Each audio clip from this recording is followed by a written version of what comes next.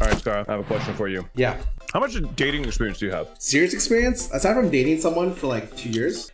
None. I think it was the first and last serious relationship I had. This is like 8 years ago? 5 years ago? 5, 8? Dude, you know time kind of mixes with you when you get older? Yeah, no, I completely get that. Sometimes you think back on like when something happened and you're like, wait, did that really happen 6 years ago? I've had a total of 3 relationships. I would only consider one of them serious. My first girlfriend, we were together for over 5 years, from the ages of 20 to 25. We broke up in 2016, and then since then I've been in 2 relationships, but they both lasted like less than 3 months. I sometimes wonder, like, only dating one girl during my quote unquote prime years, like, kind of fucked over my ability to like gain more experience in dating in general, or if that shit doesn't really matter. But I think maybe as a guy it's not that important. Did you date while you were Yes. in LCS? That was so bad, by the way. Was it? Yeah. I was a loser, couldn't balance my time at all. And I think it was always just like you know, it should be like a give and take. I feel like it was like a lot of take and not much give. And honestly, I was not good. I actually completely feel you on that. I was super selfish, especially towards the end of the relationship. I had a lot of insecurities that I kind of projected onto her, if that makes sense. Like, I was worried, like, stressed about certain things about myself, but then like I kind of like caused her more anguish because of my own insecurities, and then I think that ended up pushing her away. She was my first girlfriend, I was her first boyfriend, and like I guess no like one side is like perfect. It's not ever like one person's fault completely, but like at the end of the day, I think I was like a shitty boyfriend that didn't like really do anything for her as much as she did for me. I learned a lot after that first breakup, for sure. I always feel bad because I feel like the learning experience comes at the expense of the person you're dating. Yep. I'm just like if I go back in time, I'd be like, well, maybe you should stop being a piece of shit. But it happens. Right? Yeah, I think the person that I am now, she would have been happy with, if that makes sense. I think I'm currently like pretty close to being the best version of myself that I've ever been. Obviously, I have a ton to improve personally, but like in terms of like my own personal growth, I think I am at the best state that I've ever been overall. I think mentally, in a lot of different factors, I would say the same for myself. It's tough though, because I sometimes wonder if she was like the one that got away. I try not to think of it that way though, because dude, like my first girlfriend got married. Dude, okay, I don't know, man. Everyone's getting married, right? Everyone's getting married. Dude, everyone's getting fucking married. She started dating her coworker 2 weeks after we broke up, and like, oh yeah, what? I remember I fucking point blank asked her, like, did you cheat on me? And she said no. So I'm thinking, like, I mean, is there any reason for her to like lie to me at that point after we've already broken up? I don't know. So I want to say I believe her, but at the same time, I'm just like, dude, that fucking timing is like a little monk of sus. You know what I mean? Not to be too sexist on this matter, but I think it is a little bit easier, depending on the girl, to get into a relationship sometimes than a guy. I don't know if that changes given on like what status you are, like monetarily or like physically or whatever, but I think sometimes it's just generally easier. I don't think back to my past, aside from like, oh, I was a dumbass. All right, let's just go on. I mean, that's fair. And also, I feel like at the end of the day, I was probably such a shitty boyfriend that like in her mind, she was like mentally no longer in love with me. So that by the time we broke up, she had already been able to move on like super quick. So like, I don't really blame her, but like there are times where I wonder like, damn, I wonder if she did cheat on me, but like she probably didn't. And also, it doesn't even fucking matter if she did or not at the end of the day. I mean, this is kind of like an unhealthy thought, but I do sometimes wonder if she like knows that I'm like doing okay now. I don't care enough to like hit her up or anything. Does that make sense? Because I was at like close to my lowest point back then, but like I feel like I'm doing overall okay. I think knowing which is the worst, unless she'd run very badly, I think almost always it's always just like, I hope they do better, but without me. Yeah. I know some people who are like pretty vindictive, who are like, I hope they don't do better. I hope they fucking... If not, they don't die. That'd be fucked up. I hope your life isn't that great without me. Like, shit, okay, never mind. I mean, it depends on the circumstances, you know? Like, if my significant other actually cheated on me, like, during our relationship, then I'd be like, yeah, I mean, like, I'm not exactly rooting for your happiness, but, like, you know what I'm saying? Yeah. But, yeah. I'm at a point where you spent 5 years on it, right? That's a long time. That was a big investment, but yeah. I'm not super vindictive. Like, I do hope that she's happy, but like, I also just don't want to know how she's doing, if that makes sense. Also, like, I understand. How important is a relationship to you? Let's say you think you're at a high of your life, right? For a lot of other factors. How much would a relationship fulfill your existence? A lot. I'm not gonna lie, a lot. And like, I hate saying that just because like I am single, so it looks kind of like, I want to say it kind of looks bad, but I have been in love before. I've been in love with someone that loved me back, and like that was, in my opinion, like one of the best feelings. Reciprocated love, like mutual love. I miss that. I do miss that. It kind of sucks that I don't have that anymore, and it is something that I seek. But like, I'm trying to make sure that like I am not seeking this feeling again at the expense of me actually being with someone that's compatible with me. Does that make sense? That's fair. Like there have been situations in the past where I could have been in a relationship if I pursued it, but like I knew that the person wasn't like a good fit for me, you know? So like I decided to like, you know, not go down that road and be a fuckboy essentially. So how do you feel about the power dynamic of being a streamer? I don't know. It's weird. I want little things from every kind of relationship. Like it would be nice to date another streamer just because they understand what I'm going through, but also dating a normie is kind of nice just because they're like not in my sphere and it's like a little different, but they also can't relate to me as also. So like in my opinion, like for me, like the happy middle ground would be like something similar to like Danny, right? Where like Danny is like with someone who works in the space, is familiar with what streaming is, but isn't necessarily like a streamer themselves. Like that is like, in my opinion, ideal. I thought you meant you'd be dating Danny. And I was like, I mean, what dude, the fuck? I would fucking slam Danny so hard, dude. That dude is so motherfucking I had to say though, Danny is probably one of my favorite people that I've become friends with within like the past like couple years. I have no complaints about that guy. He's just genuinely a good fucking dude. He's always around for a good time. He's always good vibes. Like he's handsome as fuck, and like he's also like pretty like in tune with like how people are feeling. Like there have been multiple times where I've felt low, like shitty, not great in my feelings, and he like hit me up, be like, yo, you want to grab lunch? You want to eat something? You want to hang out a bit? Like I feel like he's very easily able to like pick up on signals. Like even if I don't even realize it myself personally. Are you good? Are you okay? I think I ate something that was somewhat spicy and not a potato like I thought. Okay, yeah, I'm glad. Cheers to that. Cheers to that. Cheers to that. Yeah. I thought you were fucking dying, Scar. What the fuck's going on?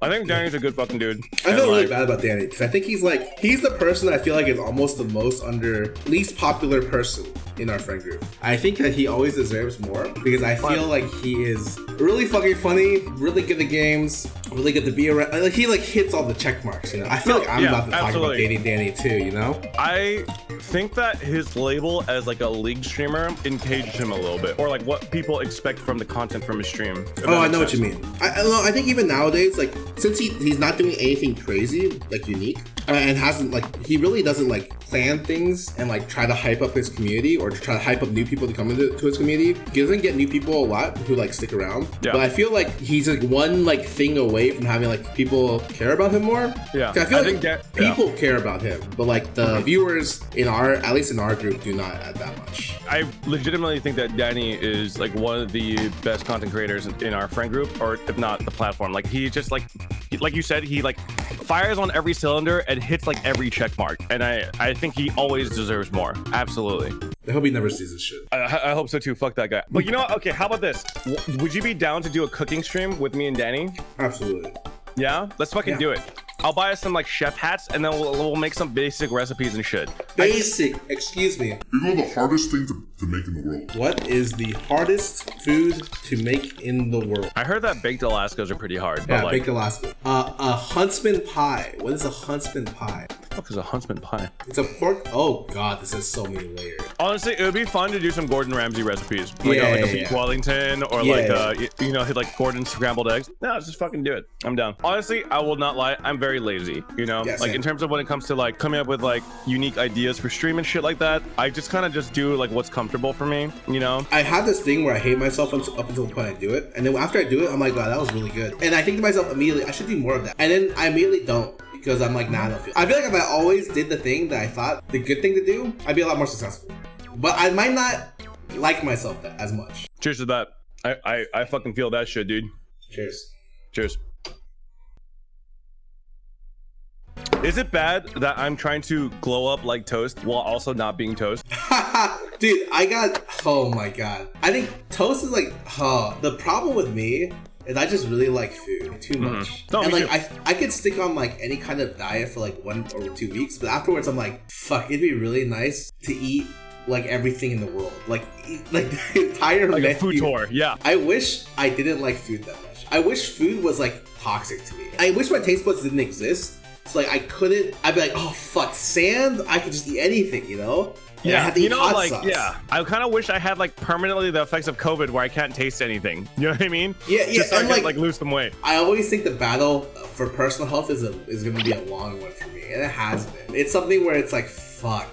I get sad when I think about it a lot. I try not to think about it that much. For me, I don't know if this is the way, but I have been continuing to eat the way that I do, which is like not particularly healthy. But I started working out again. I have been going to the gym. I also like work out at home. I've been working out with John, Sean, and Broden. Dude, you wanna go with us sometime? Oh, you guys go to. So I go over to John and Sean's place with Broden. Yeah. But like, you know, if Broden's like going from OTV, which he sometimes does, like maybe we could just all go together. Like we work out at like 11 or midnight, like really late. Yeah, like no, I'd be down. I actually. And also we don't do cardio because fuck cardio. My chat is like pretty socially adjusted overall, but sometimes people just like ask shit and they actually don't realize how dumb or like rude their question is. Dude, you know who I saw lose it the other day? Who? Box. He literally, I think he called them like an absolute dumbass, and I was like, oh my god, really? Box? Albert? I hosted him, and he was so mad. He was like, I'm like not listening to you guys again. I've never expected that from Albert. Like he's usually very like machine-like in how he's a very positive person, but he was like very so calculated. Mad. Dude, if you can trigger box, you're an actual fucking idiot, basically. Like, oh no, it's easy. Fuck. Just stream with strategy games. I bet you, if you stream chess for 5 hours a day for 7 days a week, 100% you will become a worse person, like a worse human being. Oh my god.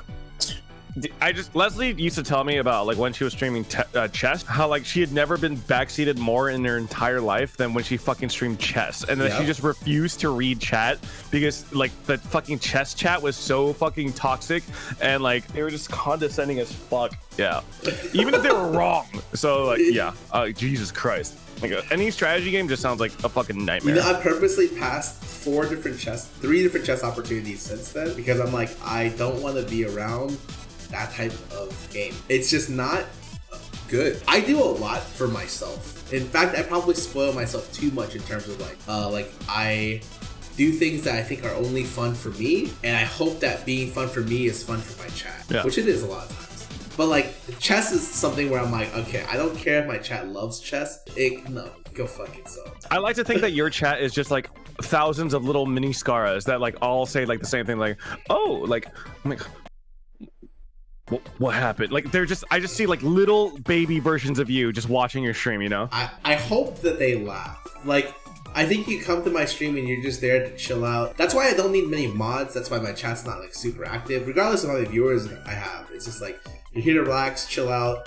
Like that dick over there who's spamming random bullshit, I will ban that guy if he keeps spamming, you know? And it's like, they're just there for a good time. And that's like what I try to do. I mean, yeah, I mean, Scarra, like, it takes a very particular talent to be able to hit the top of LSF multiple times by just drinking water, okay?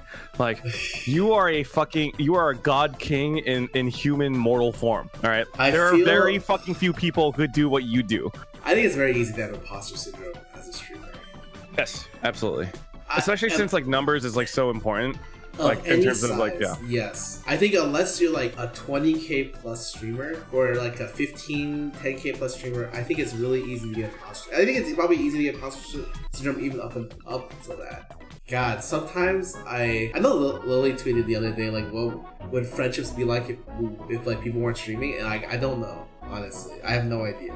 I thought about it a little bit as well because I'm like, my friendships are so tied toward my stream. I think you'll tend to over focus on like your stream numbers. Like, I think there's so many good things about our friend group and so many things that are like mentally bad for people. Like so many things. I think having such a tight-knit friend group also makes it really easy for you to compare yourself with others. You know what I mean? Like, I personally have not seen my viewer count in like probably like 6 months, and like I know that I've gotten like a pretty big dip, especially since Among Us has died off, but like I just know that mentally like I would spiral if like that was something that I fixated on. So like it's so to the point where like I've gotten like Cheery, my PA, I got Cheery to like, well, whenever a sponsor asks for my analytics for a stream, like viewer count and like retention, whatever like that, like I ask her to get all the numbers and then send it to the sponsor instead of me, because I just don't want to know, you know, at all. So like, yeah, it's like I just don't want to know.